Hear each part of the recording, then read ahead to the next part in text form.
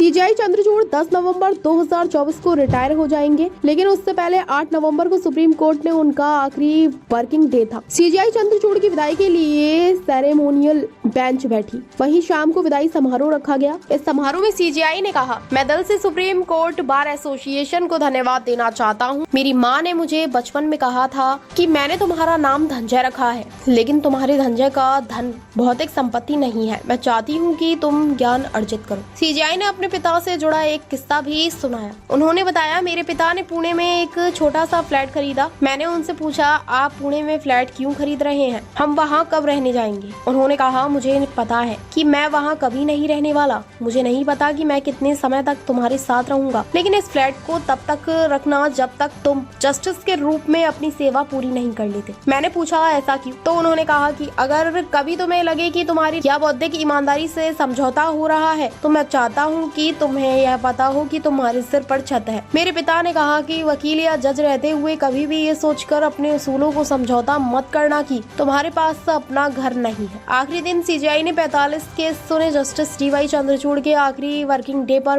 Ceremonial bench की कार्रवाई की लाइव स्ट्रीमिंग हुई। इस बेंच में उनके साथ जस्टिस मनोज मिश्रा, जस्टिस जेबी पारदीवाला, वरिष्ठ वकीलों के अलावा 10 नवंबर से सीजेआई पद का संभालने वाले जस्टिस संजीव खन्ना भी शामिल हुए। जस्टिस खन्ना देश के 51वें सीजेआई होंगे। जस्टिस चंद्रचूड़ 13 मई 2016 को इलाहाबाद हाई कोर्ट के चीफ जस्टिस से सुप्रीम कोर्ट में प्रमोट किए गए थे। अपने कार्यकाल में सीजेआई चंद्रचूड़ 1274 बेंचों का हिस्सा रहे हैं। उन्होंने कुल 612 फैसले लिखे। सुप्रीम कोर्ट के मौजूदा जजों में सीजेआई चंद्रचूड़ ने सबसे ज्यादा फैसले लिखे हैं। आखिरी दिन भी उन्होंने 45 केस की सुनवाई की। सीजेआई चंद्रचूड़ के 2 साल के कार्यकाल के बड़े फैसलों में आर्टिकल 370 राम जन्मभूमि मंदिर 1 रैंक 1 पेंशन मदरसा केस, सबरीमाला मंदिर विवाद, चुनौती बॉन्ड की वैधता और CAA NRC जैसे फैसले शामिल हैं।